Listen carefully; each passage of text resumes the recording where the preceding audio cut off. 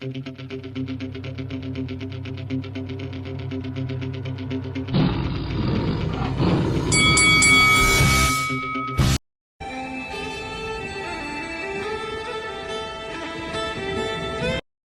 is Faisal Khan for Lights Out in association with Shamrock Boxing, and this is podcast 9 of the Lights Out Boxing podcast.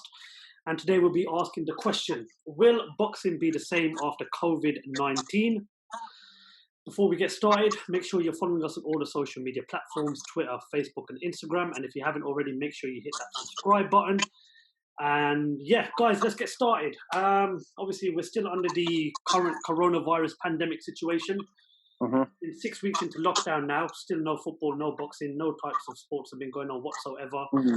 Statements released this week from the likes of Eddie Hearn and Frank Warren, the big promoters in boxing. Start off with Eddie Hearn's statement with an interview he did with Sky Sports regarding the Dillian Whyte and Alexander Povetkin fight. So, Eddie Hearn, a lot of people think it is difficult for bigger fights to happen behind closed doors. Whyte versus Povetkin is one of those fights we are planning to stage in the early part of the return of boxing. It will take place behind closed doors. A massive fight in terms of the heavyweight division and, of course, for Dillian Whyte's career, as he's scheduled to challenge for a world title at some point in February 2021. But as we're aware, this fight will take place behind closed doors. Guys, whoever wants to go first, give me your thoughts on it. I mean, Eddie Hearn is a born showman. I mean, another thing I've been reading the last couple of days, apparently there's discussion behind closed doors to have Joshua against Fury, to finally have unification fight. Rumors are saying Saudi Arabia as a possible opportunity. But I think Eddie Hearn will try and make this happen as much as he can. I mean, he said on Twitter the other day, he said he just read the British Boxing Board of Control guidelines to bring boxing back. Huge but mostly sensible barriers to overcome to make it happen. But when the time comes, we will be ready. Now, that to me tells me that Eddie Hearn has already got 5-6 cards planned behind closed doors, and he can put it on tomorrow if he could. And I think to have the names, like Povetkin, I think I saw somewhere Daniel Dubois once. I've forgotten the name. Deontay Wilder at some point as well. I mean, you look at some of these names behind closed doors. These are some spectacular fights that it's going to be such an interesting phenomenon. We've already seen with the WWE, with WrestleMania behind closed doors. The UFC are going behind closed doors this week. It will be the new normal. We will see these big fights. We will see these combat sports where the crowd sort of make the atmosphere, make the event what it is. It'll be gone. There'll be no Sweet Caroline. There'll be no let's get ready to rumble. It's extraordinary. I think the foreseeable future, the first few events, I think it's all going to be out in the country. I can't see any boxers being flown over. The logistics and all the restrictions in place. I think the first few cards are going to be like a trial card. They're not going to put. I can't see Dillian Whyte headlining. The first show. They're going to do a few where if do go wrong, fighters do have to pull out. They're not the prize fighters. So I think it's going to take a bit of time before we start seeing them kind of fights anyway. Yeah, I'd agree with Asif and Luke totally, because I think you've got to build up this kind of like the no fans kind of like pay-per-views and events. So I think starting with someone like Dillian Whyte, I'm not saying it wouldn't work, it would attract viewers and whatnot, but I think you need to just kind of like test the waters and see how it goes with maybe like mid-level, British level kind of like fighters before we kind of like move on to the real big events with like the Whyte and Joshua and those type of things. I think the one thing we need to remember is, I mean, in terms of if you want to compare the heavyweight division, these next 18 months are massive for the heavyweight division. We've seen Wilder Fury 2. We know we're going to get a third fight, AJ Pulev. Of course, there's been talks of planning a fight between Fury and AJ. This really is the biggest point now for the heavyweight division, and it's going to be the biggest time for the heavyweight division in a very long time, especially with the expected undisputed clash between Fury and Joshua, which we're hoping will take place within the next 18 months. And one thing that obviously plays a part in these big fights, not just in the heavyweight division, but the welterweights, of course, the middleweights, whatever division you want to put it in, is that most of these fights will be on pay-per-view shows. Is it fair that these shows in the future that do go ahead in terms of Whyte and Povetkin and Fury, Wilder, Free, AJ Pulev, that these fights, especially with the current situation that we've been in under the coronavirus situation, is it fair for the public to be paying pay-per-view prices, or do you think that these shows should be free for the public that are viewing? Yeah, I think you know what, it's supply and demand, isn't it? You know, the demand right now for any kind of sport is massive. You know, we've been starved of it. But what I do think we'll see is a lot more 50-50 fights. I think fighters now are going to have to start taking, you know, bigger challenges, because, you know, there's no way you're going to sell, you know, one of these fighters against a journeyman on Sky Box Office. You know, they're going to have to be, you know, really, you know, eye-catching fights. So it's going to be interesting. It's going to be a very interesting. But I think boxing's in a good position because UFC, you know, they started, or they will be starting this weekend with their, you know, behind closed door events. So they'll sit back boxing and see how that goes. They'll take the negatives, they'll take the positives, and you know, they'll see what they can do. Yeah, I think that's very important as well. Sorry, I think like them being able to watch what the UFC does and kind of like picking up on like things they may not have done so well on, and the good things that they may have done as well. That's very important. But I think if you go back to like the pay-per-view question, I think essentially they have to like put these fights at pay-per-view because they're not going to generate the ticket sales and the revenue that way. So I think it's, in some ways, if you love boxing, you'll pay for a fight anyway. But if it's like more than £20-30, then I think I'd be a bit skeptical. But in the meantime, being so starved of sport, I can't really complain. Exactly. I think with all sort of sports and franchises, whether they're Premier League teams or sort of, again, with boxing promoters and everything, it is a business at the end of the day, and there has to be a level of profitability. And I think, you know, as much as us fans would love to see it free and to be able to watch these fights, I think there has to be an element where we do have to pay. But then again, we turn to someone like Eddie Hearn with the Zone and what he's got going, and you look at examples like Fight TV, who have that sort of pay structure already in place and on a decent platform as well. That could be the future of how pay-per-views work in the future. And I think actually that sort of lower rate pay or pay per month sort of structure might be the future where we see fights behind closed doors. I just want to read a statement out from Frank Warren the other day from Frank Warren's Heavyweight podcast featuring Adam Catterall and the great chef Gordon Ramsay in regards to boxing behind closed doors. To begin with, we'll be putting shows on behind closed doors. We've got to work very hard on safety aspects to make sure people are tested regularly. This is a contact sport, a full contact sport, from the trainers to the seconds to the referees. We need to make sure it's a safe environment for everyone included. Now, let's just suppose that, I mean, at some point we do get the fans back in and, you know, the restrictions are lifted. Do you think boxing will be the same again, guys? Because me personally, I think it's going to be a very, very long time before we do get back to the norm in terms of boxing. Of course not. I think the way that sort of everything's been pushed to one side and sort of, you know, at one point we had fights planned as late as June onwards, and everything was mapped out. The fact that it's been pushed to one side has meant that it will never be the same again, because you can't really pick up where you left off, because even the fighters themselves, if we've discussed them on this platform before, are not going to be in the same sort of shape or the same sort of boxer that they were at this point. Is going to have different effects. So I think it's interesting. I just want to bring up just quickly on the point as well. Looking over to Top Rank and to Bob Arum, he's now looking at the WWE Performance Center in Tampa, Florida, in Orlando, Florida, as an opportunity as well. And he said to ESPN in an interview last month that, you know, he's been in discussions with Vince McMahon, the CEO of WWE. He said it's very, very interesting, and we're going to be in touch with them. There's a possibility to use their facility to maybe do events without a crowd. So to see boxing, and to see that, you know, boxing not even taking lessons where the WWE was so brash and so bold to put a big event like WrestleMania on, I think that might be, they might have been the forerunners. That maybe we are looking towards WWE for ideas about that. Guys, what do you think about that?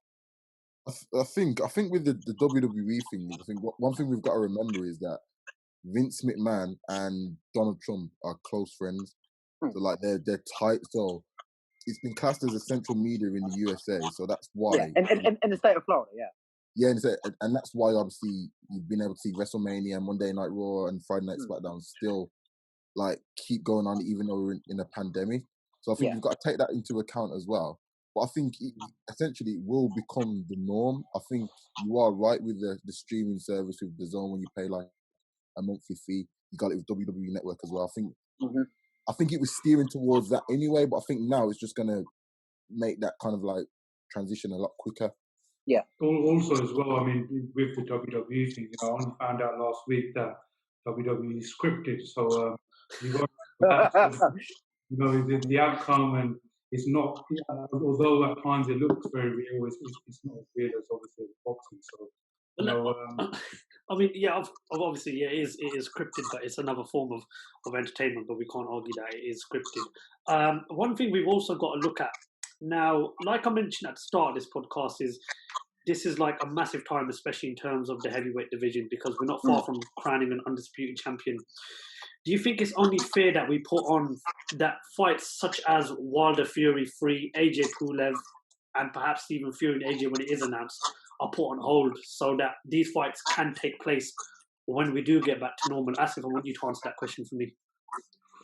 I think them kind of fights, I think we're going to have to wait a little while, and I definitely, 100% now definitely believe that they won't pay. They'll go to countries like Saudi Arabia because of the fact that the restrictions are probably less.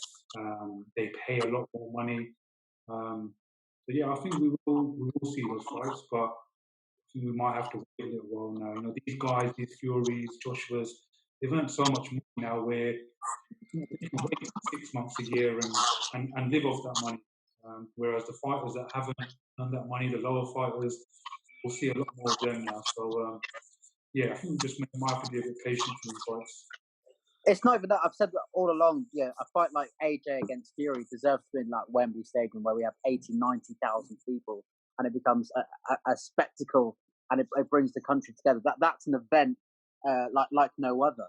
To see it in another country, as Joshua did against Ruiz in December, I don't think it would have it as much prestige. But I think a fight like Dubois against Joyce, if they put that on for the British title, I think, again, as you were saying earlier on about sort of building it up and sort of trialing it and seeing how we go, I think a fight like that where here we have two very they are at the upper echelons of British boxing, and could quite easily take a world title fight or a European title fight in the next 6 to 12 months had it been under normal terms. I think a fight like that or a card like that, I think that would be a good starting point. Definitely, I'd agree with that. I feel like Joyce versus Dubois is perfect because obviously we've got two young fighters. Well, Joe Joyce isn't the youngest, but you've got two obviously up and coming heavyweights, British heavyweights, and I think we need to see those type of fights to get our juices flowing to kind of keep us ready and keep us steady for the big fights, the Fury, Dashuas, and those type of fights. So I think you are right in that sense, definitely. Another point that we have to remember about this whole boxing being behind closed doors. Again, I'll read a quote from Frank Warren's Heavyweight podcast. We need to get on. As far as boxing concerned, if we don't, I think we're going to lose a lot of young fighters. Now, the way it works for the young and up-and-coming fighters, they have to rely on ticket sales, and of course they rely on sponsorship money. They're not at the stage in their career with the likes of Furies and Joshua's are, where they get a certain amount every fight. This is massive in terms of the future of boxing, and the future of boxing could be massively affected if we lose a lot of young fighters. I mean, I've read today over Twitter that many young fighters are considering quitting from boxing because financially it's just not going to support them. And I believe someone as well said yesterday on our group that these shows behind closed doors are only going to feature 5 fights, and there'll be 5 big fights. I mean, what have we got to do to keep the future of boxing in boxing, and in terms of financially supporting them? What needs to be done, guys? Does it boil down to the gyms? Does that even go as grassroots of that to an extent? Listen, it's at the end of the day, young fighters rely a lot on ticket sales and rely a lot on sponsorship money. Now, most of that sponsorship money is coming from small businesses. I don't think some of the young fighters are lucky to have the likes of JD Sports sponsoring them like Anthony Joshua is. So we need to remember that the young fighters are going to be affected wonderful massively. Or our wonderful sponsors, Shamrock Boxing Gym as well, of course. You could say that, yeah. Shout out to Shamrock Boxing. But guys, your thoughts on the young fighters? What needs to be done to keep them in the sport of boxing, and how can we stop them from being massively affected going forward in terms of boxing? You know, I think it's all right. Us, the ideal answer would be, for them to be patient. But you got to remember, everyone has to make a living, and that's their living. That's the way they make ends meet. That's the way they pay their bills. So, I don't, what really frustrates me the most is when you listen to Eddie Hearn, Bob Arum, all these folks. Never mention them. You never hear of these fighters, the ones that are struggling. You always hear of the big names. Try and keep them relevant. So it's sad because, like you said, a lot of boxers, these up and coming boxers, that don't get the exposure, we're sadly probably not going to see again, and that's a shame. Yeah, I'd have to agree with Asif because it is sad because a lot of these obviously big fighters generate most of the money on the card, and obviously when you look at the purses, if you've got like a £2 million purse for an event, like the two probably like headline fights are gonna take up what 75% of that, and obviously they've got to pay the coaches, they've got to pay for their camp, and yeah, it is a struggle for them. It is hard because they've got to make a living. So I think we can't forget about them. The promoters, it's their job to look after every stable every fighter within their stable. So they've got to try and focus on these young fighters who are going to be the future. They're going to be the next 10 years. So we kind of like spoke in the group chat about like if like the top fighters would give some money down, or Matchroom would probably spread money down to the lower fighters in the stable. There's an option that are plausible, but it's difficult, isn't it? I was going to say, Montell, yeah, just imagine you're Eddie Hearn now, yeah, and I'm anti-Joshua, and I'm like, come on, I need to fight, you need to make money because you're a promoter. You need to look after your main assets that make you that money. So, them kind of fighters, them smaller fighters, them ones that start the builds normally, listen, they're gonna be sacrificed because, like I said, it's supply and demand. The demand is going to be for the big fights. No one's going to pay £30, £20 to see someone who's 4-0. If there is like 5 fights, no one's going to pay that kind of money to watch them. So, it's not. I think YouTube would be like maybe a way in for like these small horse shows. I know obviously like you've got obviously a lot of young fighters that are not with Matchroom, they're not with Queensbury, and obviously you've got the MTK kind of like YouTube streaming service. Maybe that could be an option. I think you mentioned that yesterday, and there's a good point. YouTube is the way, the way it's all going, and that might be a good option. But again, it's how much do these big promoters want to give, give their time and effort into the smaller fighters? That's the big question. I mean, one thing I really do appreciate about boxing is MTK Global, because they put a lot of time and effort into the young and up-and-coming fighters. But when it comes to the young fighters, you have to ask yourself the question, financially, is it going to make sense for them to continue boxing? Because, we've been very fortunate to have the Golden Contract tournament. We've also been fortunate to see Eddie Hearn put on his Next Gen show. I believe he puts on 2 or 3 a year. Frank Warren done the show last year in Birmingham, which was really good, where he put out most of the young stars. And now it's going to be a case of, can they financially support these shows for the up-and-coming talent? And I just think it is really worrying times for the young fighters, and especially if we get boxing behind closed doors and they're only putting on 4 or 5 fights per show. Luke, what do you think the best possible answer to this situation is for the young and up-and-coming fighters? I mean, I really don't know. I mean, I suppose the best person would be to speak about this is someone like, again, our interviews with Shane Mosley Jr. And someone like him, where, on one regard, you have to stay in shape, you have to keep training, sort of, to be able to be ready should the call come. But on the other hand, it's a waiting game. But put it in another context.